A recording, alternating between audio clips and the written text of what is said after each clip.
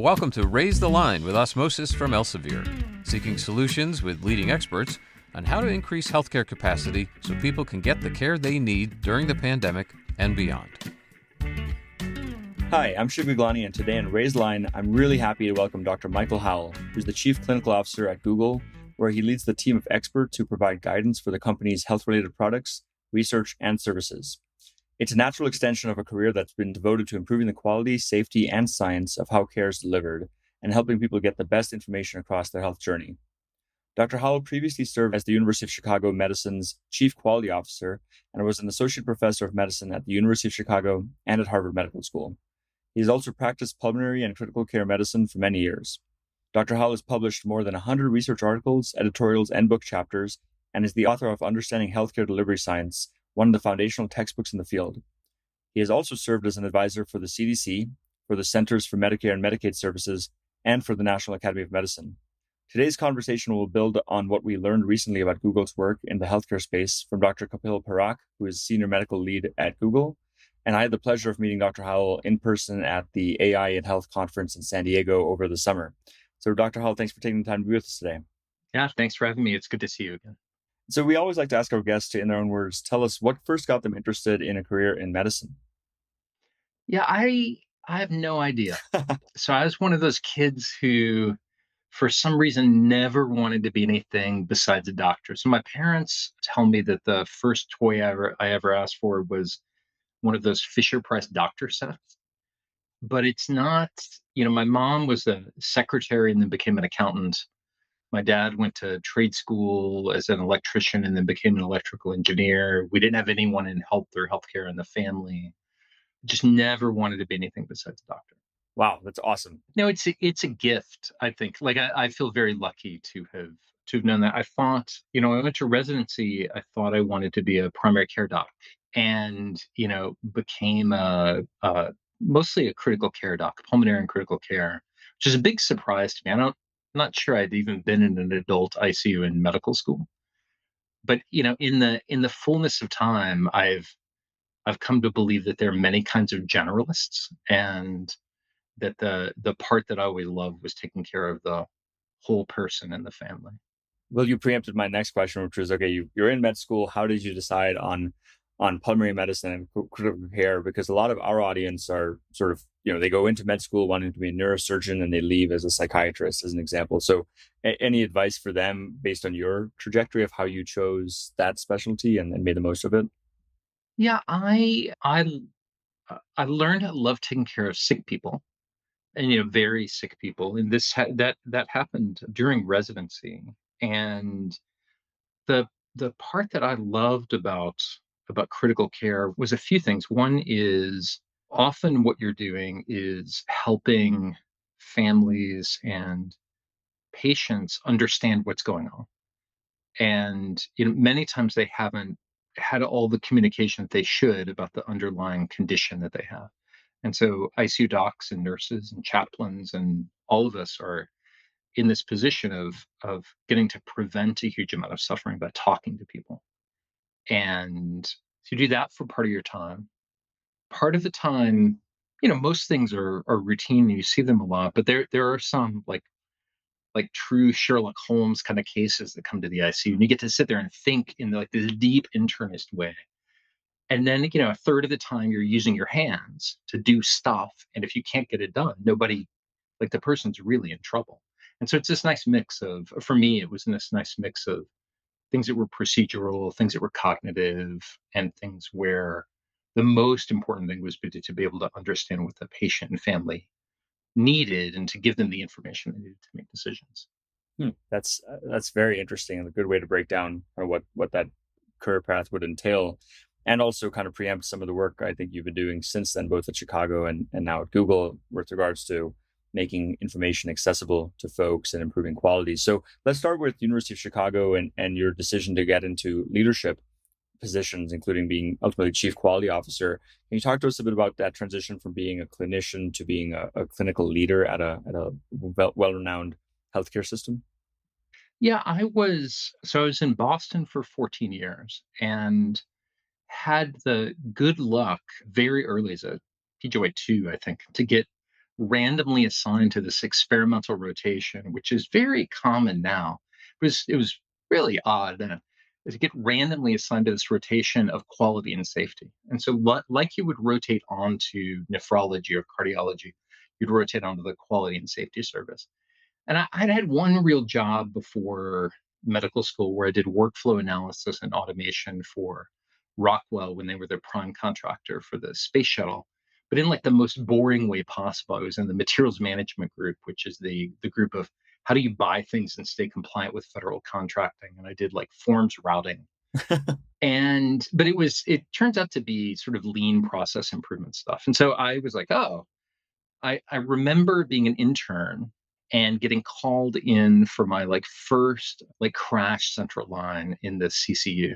And the residents like, go get all this stuff for central line. And it was before they invented put all the stuff in a bag. And so I went in and it was the supply room was organized by part number, not by the job you needed to do. And I remember thinking, God, this is the same problem as Rockwell. Hospitals should have people who work on this. And then I went back and did my workarounds with an intern and then later get randomly assigned. I was like, wait a minute, this is a job that people can have. And so my first job out of fellowship was I was responsible for the quality and safety of the 9 adult ICUs at the Beth Israel Deaconess. And so I got this chance early in my career to be responsible for a, fairly substantive but contained chunk of quality and safety there.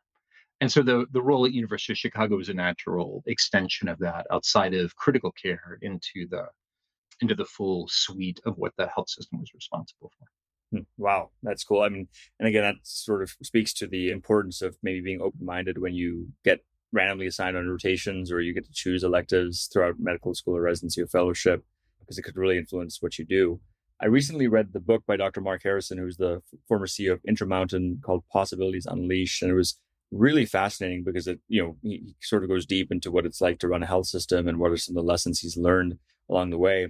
I would love to pose that question to you too. Like, what are some of the things you learned being so high up in a health system that maybe some of our audience who are interested in taking these leadership roles at their institutions may be interested in learning from? I learned how much things that seem mundane really matter to patient outcomes. And I learned how cognitively draining it is to do a good job to run line operations in a health system. And I'll tell a couple of stories of that. So again, I'm an intensive care doc. One of the things about patients who, commonly come to the ICUs, they have bad infection, right? Sepsis. And there's a bunch of debate about what helps in sepsis, but it's pretty clear that delaying antibiotics in somebody with overwhelming bacterial infection is bad. And so when I was at the Beth Israel, I really wanted to improve I really wanted to reduce the time for how long it took to get antibiotics. Once we're like, this person has septic shock, let's give them antibiotics. And we, told people to do things and thought of all the things. And we couldn't get any movement in the median time to antibiotics. And so I had a new project manager, first person I ever hired, actually. And I was like, go to the ICU and watch the moment that somebody says, oh, we need to give them antibiotics, and just follow it through until there are antibiotics in the vein. And what this person found, so everyone's like, oh, it's pharmacy won't approve them. No, it's like a 2-minute time to pharmacy approves them. Nothing. Okay. And then she followed the order down into the basement, into the clean room. And because antibiotics that are compounded need to be done in a USP 797 compliant pharmacy. And she found that it was based on a label when a label was printed out. And the label was turned 90 degrees off so that the pharmacy tech couldn't see when the label was printed. And her intervention was two things. One is turn the label maker 90 degrees, turn the printer 90 degrees, and for I think it was 9 most commonly used chemically stable antibiotics, just store them in the ICU instead of down in the basement. Dramatic improvements. And so that project manager, by turning a printer 90 degrees, probably saved more lives than I ever did in my entire career. And anyone who's been in quality and safety for a long time has some story that's exactly like that, where there's no grand unifying theory of it. It's just that that's how the real world is, and the real world is messy. And so that sounds how are printers oriented sounds unbelievably boring, totally life-saving in this context. And then the other example, fairly early in my career, I spent a year as the interim lead for pharmacy at one of the Harvard hospitals because we were missing a senior leader and they needed somebody. And, went from random quality and safety guy to second largest line item in the budget after salaries, P&L, and a pretty big team. We delivered, 10,000 doses of medications into human beings' bodies every day. And if we broke, the entire hospital broke. And as somebody who, has a research background and academic background, that experience and a bunch of my other subsequents at U Chicago and other things made me deeply respect the care that my administrative colleagues brought to the table and the expertise and professionalism that they brought. And so someone one time told me about, healthcare administration. We're the people who take care of the people who actually take care of the people. And so those are a couple of things I learned. Wow, those are incredible stories. And in particular, the printer one reminds me of, how often things are a game of inches and just continuous improvement. You can get 1% better every day in different things, whether it's your personal life or a process at a large, health system. And those can make bigger impacts over time with compounding than the Hail Marys that oftentimes we glorify and frankly make for better TV or movies, but maybe not as impactful as what you shared. So switching gears to Google. So you've gone to tech, you joined Google. Google's had a habit of hiring some very impressive physician leaders like yourself and our mutual friend, Dr. Garth Graham, the person you work with, Dr. Karen DeSalvo. We'll get to the paper you and her wrote from New England Journal. And then another Raiseline guest we had last year on the podcast after she wrote the book, The Long Fix, Vivian Lee, who was at Verily before that, University of Utah. Can you just tell us, what's it been like? What prompted you to go to Google? And what's it been like since you've joined Google? Yeah, I joined Google in October of 2017. So I've been here now longer than I was in med school, which is hard to believe. And the time when I joined, maybe it's worth giving a little bit of corporate architecture. So Alphabet's the overall company. There are a number of companies in Alphabet. Verily is one, Calico is another, and Google is another. And there are a number of others there. And so, Verily has its own board, has its own leadership, and we know each other and work together. But it's the place that I've worked is Google. And when I joined, there were a few folks around.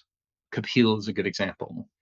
But when I was hired into the group in North America that at the time was doing the most healthcare work, which was the group that invents new kinds of machine learning and artificial intelligence for Google to use. And they had a health-focused team. And so I had this chance to come in, originally as a singleton, as an IC, individual contributor. And two things. One is when I didn't understand something about machine learning or AI, I could usually find the person who invented them and ask them about it. And so, I don't understand an embedding space. Oh, let me grab this person and put them in be like, can you explain this? It's unbelievable. And the second is that I got the chance to help grow the team and build it over time.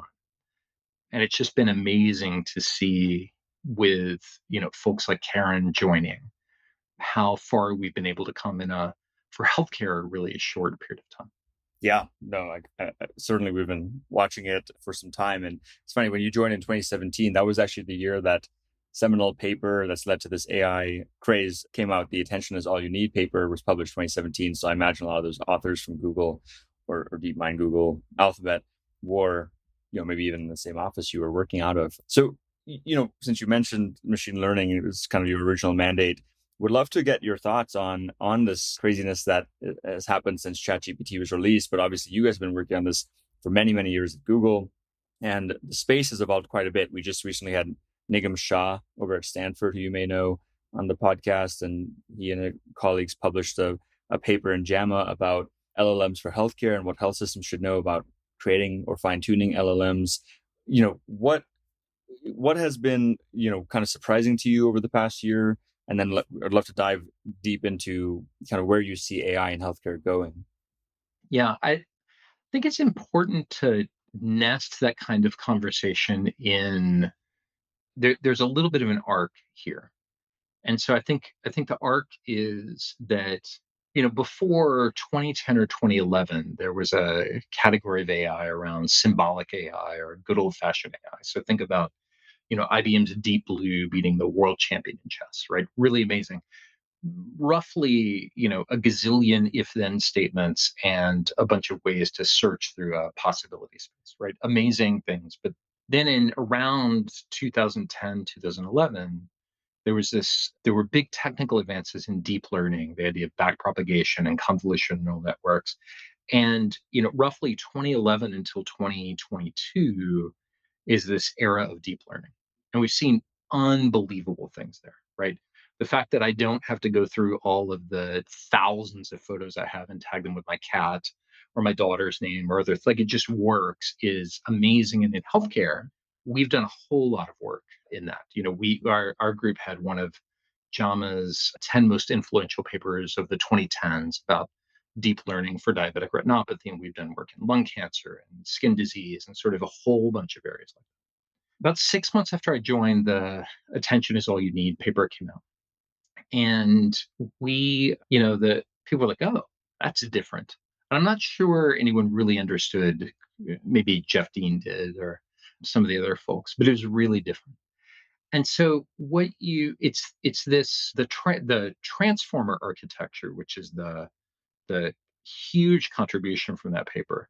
It builds on this history of word to vec in the 2010s, which let us figure out how to do math on words and led to big improvements in translation. It's this sort of arc of things. The word to vec papers have been cited about 80,000 times. The Attention is All You Need paper, right? The transformer in GPT, similarly, 80 plus thousand times. If you look at Google in 2018, we put out our AI principles. 2018. And I'd felt at the time, certainly from healthcare, like you got this, like people are like, why are you doing that? Like I understand, like convolutional networks are great, but I think, we were starting to see some of the possibilities there when you added more compute to the transformer architecture. And, fast forward to today, and it has felt like we've had more progress in AI over the past 10 months than over the past 10 years in some ways. And so I do think that the people use different names for these, right? So I may flip back and forth between generative AI and foundation models and large language models and multimodal models. It just lump them together for the purposes of this. It it does feel like this is an important technical step change.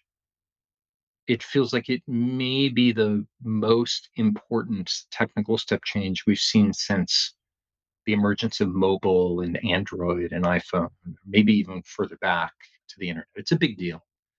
And we're starting to see that both on the consumer side and in, I would say, some early work and research around health and healthcare.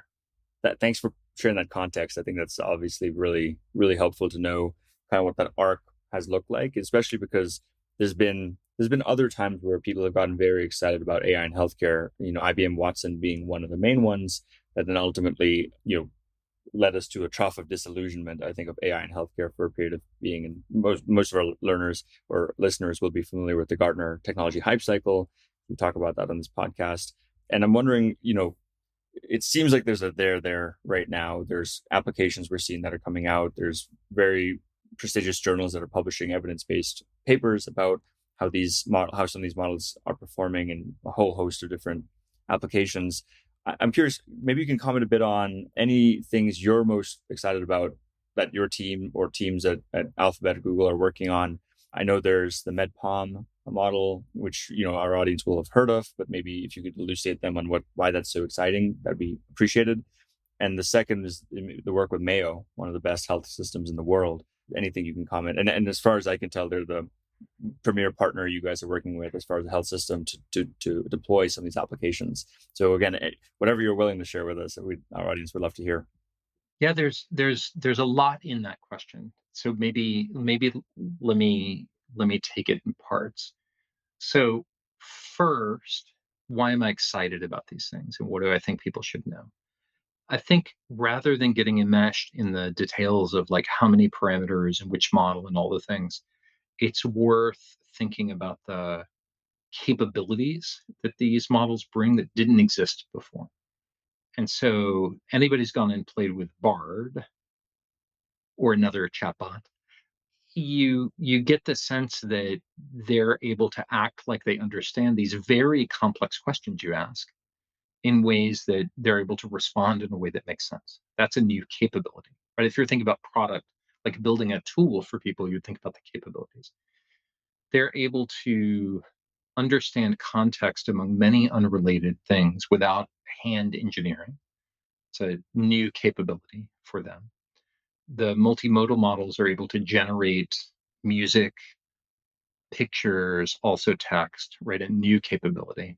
And the most generic new capability that they have is that you can adapt them to different circumstances without retraining them on very large numbers of things.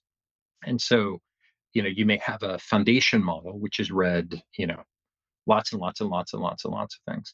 And you can give it a prompt to say, act like you are hosting a TV show. And they will act like they're hosting a TV show. Act like you are a podcast interviewer and they will generate a script for a podcast. You can do those kinds of things. And in the deep learning era, you would have had to retrain on just huge numbers of examples for that. And so that ability to be adapted to new contexts without huge amounts of data return is a big deal. So those are reasons to be excited about it. I'll tell you about what we're doing in the healthcare specific domain. And so we had a paper in Nature a couple of weeks ago, but I'll tell you the arc of papers. So there's a December 2022 paper in Archive, and then there's a May 2022 paper in Archive. And in this, what the teams did was that they took a foundation model, Palm in December and Palm 2 in May, and then they fine-tuned it in healthcare. So doing things like, here are a bunch of questions that might appear on a medical licensing exam, like learn how to do them really well. Some other things that went. And they did two main things. And I think the reason to focus on these, the results themselves, I think are interesting. But if there's one thing for listeners to take away is that this stuff is getting better very fast. So December and May, the two main things that they did in these papers were answer a set of multiple choice questions that are kind of like you would have if you were taking a medical licensing exam, one in the US, one in the UK. And people have been working on this set of questions. There's like a benchmark for a number of years and we're getting better a few percent at a time, over a period of years. And I gotten up to about 50% correct. Our paper in December was, and people say 60% is about passing. So our paper in December was about 67% correct. And by May was about 85% correct, right? Roughly the equivalent of top quartile or expert test takers. Great. That's really fast, like really fast.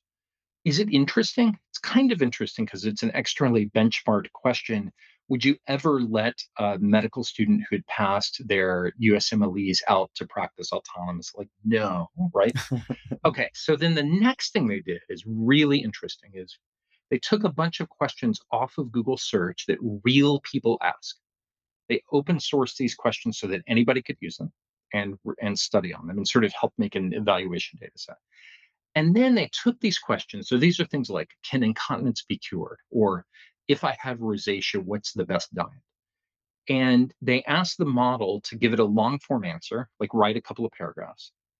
And then they asked doctors that we had hired to write an answer like they were answering a patient. And then they took those responses, they gave them to another physician. They said, which one is better on a number of dimensions? Like, is this consistent with medical consensus? If the person followed these instructions, how likely is it that they would be harmed? If so, how bad? Is there evidence of bias? So things like that. In December, physicians preferred by a little bit the answers of other physicians on many dimensions, by a little bit. By May, on 8 of 9 dimensions, they overwhelmingly prefer the answers from the model.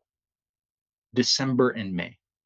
So that's an example of how quickly things are getting better. And then a couple of weeks ago, we shared three new papers on Archive relating to they all have the theme of how do we move to multimodal models in healthcare. The idea that, well, healthcare isn't just text, which is what the first two had been. It's here's an x-ray and you're asking some questions about it. When we would all go to the reading room and like ask radiologists questions. And in each of these, they're sort of slightly different. The teams have been able to show the ability to add multimodal capabilities to these models in a way where it's still early on the multimodal stuff, but it seems likely to work. So again, all those are research, not fully ready for clinical care for sure, but amazingly promising and getting better very fast. Wow. Yeah, from December to May, those statistics are incredible. And as somebody who I'm presumed to graduate May 2025, because as you know, our listeners know my path. But for you, as a reminder, I did 2 years of med school, left to start Osmosis, grew that for a decade. Now I'm back in med school. So Hopkins hopefully will, let me graduate May 2025 is the goal. That's 2 years from this last paper you mentioned.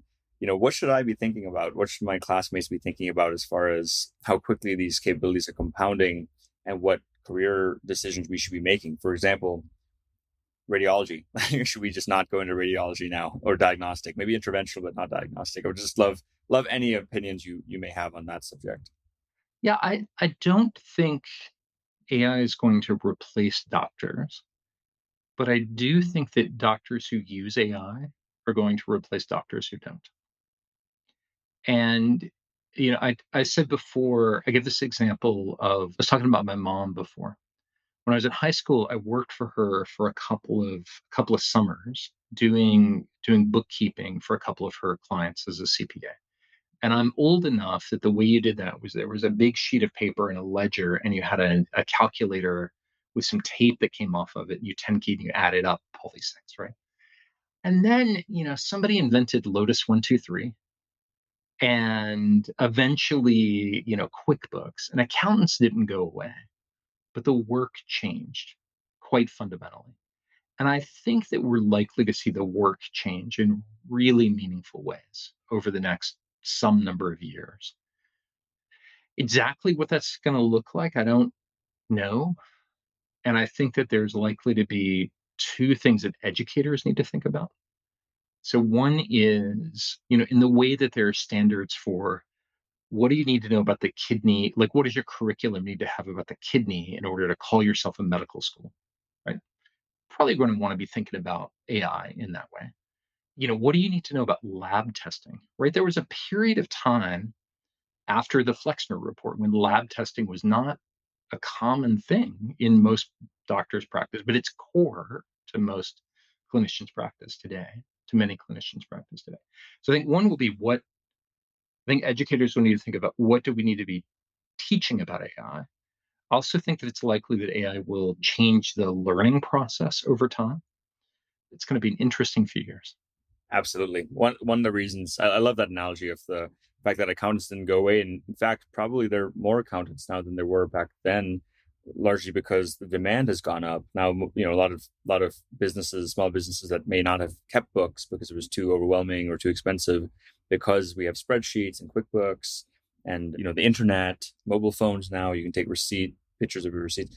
Machine learning that categorizes those receipts. There's more demand. I know this happened with bank tellers. Like once ATMs came out, people are like, oh, we're going to get rid of all these bank tellers. But in fact, more branches got set up and more tellers. The tellers graduated to doing more advanced things than an ATM could do. So I like that. And I think that aligns, that probably makes a lot of people who are listening to this, who are incurring hundreds of thousands of dollars of debt to go finish their clinical training, it hopefully makes them rest assured that as long as they learn how to work with AI, I think they'll be fine and continue putting the patient first at the North Star. The other piece, and I love kind of the work, being able to have worked with YouTube Health so closely. Obviously, Google does this quite a bit with the search. Is I think so much healthcare is, you've worked at BIDMC and Chicago. It's tertiary, it's reactive, it's sick care, but so much of I think medicine 3.0, as Dr. Peter Attia calls it, will be proactive and preventative, where people can take care of themselves and their family members before they even have to see a specialist. And I often say, we'll never have enough endocrinologists to treat everyone with diabetes. So we need to figure out how to flatten the curve of diabetes, not just raise line and strengthen the healthcare system, which is the name of the podcast. And so, you mentioned there's some things to look forward to right now based on these advances over the past 10 months and these papers you guys have published. When the boots hit the ground, what are some of the applications that you think are most likely or already you're seeing, maybe with the Mayo collaboration, that you think are kind of the killer applications we'll see in the next couple of months or years or already are happening?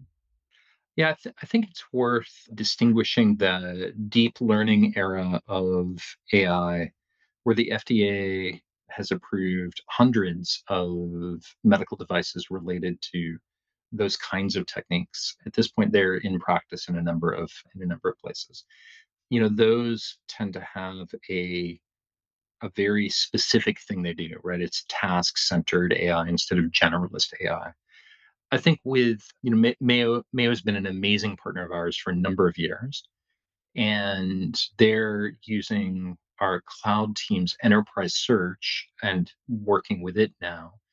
And what that does is it has very private, secure cloud buckets that people can search through using generative AI and be able to get, improved results for people who are at that point of care around sort of general kinds of things, but summarizing things that are in the area of protected space. And I think that what we're likely to see is there are a lot of things that we're learning about these models. That's why we're investing. I often get asked, why do you publish in journals like Nature and JAMA? And I'm sure that it's not because journal editors move at the speed to which Google is accustomed. I think it's because it's important to show our work, number one. Many of these things have never been used in healthcare before. And so we're first through the gate. We want to show our work. And it's important to get the math right. And we think peer review helps with getting the math right. So I think that what we're likely to see is that there are many areas of opportunity that aren't right at the point of clinical care that we're likely to see organizations use generative AI for. And those will be things like helping clinicians and frontline providers search through all things, helping with things that we think of today as administrative tasks. And, if you remember the example I gave of turning the printer, that's an administrative task. But because healthcare is so complex that improving administrative tasks at the meso system level may really improve patient outcomes without directly intervening in the room that the doctor and the patient are in. I think we're likely to see that first, and then I think we're likely to see extension into clinical areas later. Yeah, I think that sounds right. And I know, talking to a lot of physicians and med students and others, one of the things we're most excited about is the reduction in documentation and, the administrative burden that I think that, people are saying has led to, or research has shown has led to more burnout and moral injury, systemic issues that I know you were well aware of. I want to be respectful of your time because we only have a few minutes left. So I only have two final questions for you. The first is just general advice you'd like to give to our listeners about approaching their careers. You've had such an interesting one at the intersection of healthcare, technology, leadership.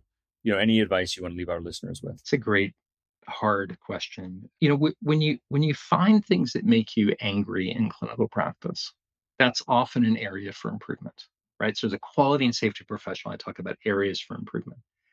And that's part of the reason I got into quality and safety was I was really angry about, I go in a room and like all the stuff I need for an emergent life-saving procedure isn't like in one spot.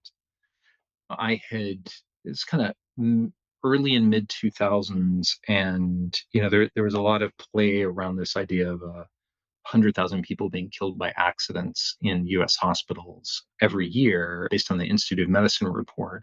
And in the ICU, you see when something bad, really bad happens to someone, if they don't immediately die, they come to the ICU. And so you're like, oh, these numbers seem plausible to me. And we'd had a family member, grievously injured by a really obvious medical error. And what that struck me as is human suffering was being caused through inattention to detail. And as a health system, as an industry, we should be able to do better than that.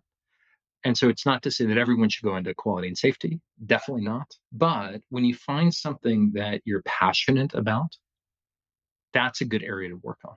And so for me, it can be either way. So I'll tell one more story. I was a relatively young, kind of a newish ICU attending, and we had this patient flown in from another part of the state, really sick, and like once in a career Sherlock Holmes kind of stuff, like coughing up blood on the cranial tube. And we'd sort of figured out, we thought that this patient had microscopic polyangiitis. Super rare, like you miss it like half the time on the boards, all these things. And his spouse came in, and we're doing a family meeting at the very beginning, and asked something along the lines of, we don't want to tell you things that you already know, and we don't want to assume that you know things that the other doctors haven't told you. So can you tell us what you understand about what's going on? And his wife goes, I think he has microscopic polyangiitis. And we're like, wow, are you a pulmonologist? That's amazing. And she's like, no. Like, do you have a lot of pulmonologists in the family? Because that's what we think he has too. It's amazing. She goes, no. Like, what do you do? And she's like, I teach second grade. And you're like, wow, that's what this is. We think this, all the things. We're like, how did you figure it out? She goes, well, I listened to these other doctors, and they kept talking about he was coughing up blood, and he had respiratory failure, and his kidneys were okay. And I put all that into Google, and like 7 out of the top 10 hits were microscopic polyangiitis. And I felt like I was seeing the future, right? This is 15 years ago or something at this point. I felt like I was seeing the future. And, we know that that's not the majority of the time, but it's a great example of leveling information asymmetry. And it's something we think about every day, of how do we help people get this world class information that they need for their own health, for the health of their loved ones. When my dad gets sick, he has, a Harvard trained physician looking over his shoulder, helping him know what to type in and what queries to ask, and like which link is the best one, and all these things. I just want that for the world. And that's another example. Like, I'm not angry about that. I'm excited about that. And so my advice, to go back to your question, is when you find things you really care about, they're fun to work on. They're important to work on. And at least for me, so far, it's been a great career getting to work on things I really care about. I love that. What a great story. Thanks for sharing that. And just two quick observations based on just what you shared there. One is, there's this quote from Peter Drucker who said, the best way to predict the future is to create it. And it seems like 15 years ago, you were seeing the future, and now you're at Google. You've been at Google for 6 years, creating that future with all the work you've been doing, you and your team. So that's awesome. And the second is, when I made my decision to go back to med school, I wrote an article for Forbes and put out a video saying, these are the 6 reasons I've gone back to med school, mostly for myself, but also, for other students and others who contact me asking me about these different paths similarly. And one of the things I said was, I like to turn the 2 F's. I have this 2F framework. 1 F is fear. And if you can push through fear, it's obviously scary to go back and be like bottom of the totem pole again. But if you can push through fear, on the other side is growth, right? Generally. And then the second F is frustration, which you mentioned. Frustration, there's tons of things to be frustrated about. You kind of have to selectively choose what frustration you then turn into opportunity. And it sounds like that's what you've been able to do. I want to limit, I've been working on stoicism to reduce how angry I get about these frustrating things. But then again, getting angry at them and having a low barrier to entry, or low, bias towards action or high bias towards action is a superpower when it comes to making change, I think too. So last question is there anything else that we haven't been able to ask you about today that you'd like to leave our audience with, about you, about healthcare, Google, or just anything, your favorite hobby, whatever you'd like to share? I'm excited for people who are going into the field today. I don't know what it's going to look like, but the chance to get to help take care of people at important times in their lives, whether with AI or without, is an unbelievable gift. And so I'm excited at people who have that in front of them, like you. Thank you very much. Well, this has been a real pleasure, Dr. Howell. Thanks for taking the time to be with us on the podcast, and more importantly, for the work you've been doing over the past several decades to improve healthcare, not just for your patients, but many millions of people who you'll probably never meet.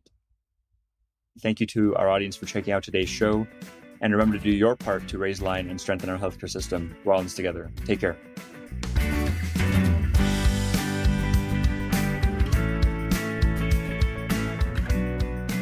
If you like this podcast, please share it on your social channels. You can also subscribe to the series and check out all of our episodes at osmosis.org/raisethelinepodcast.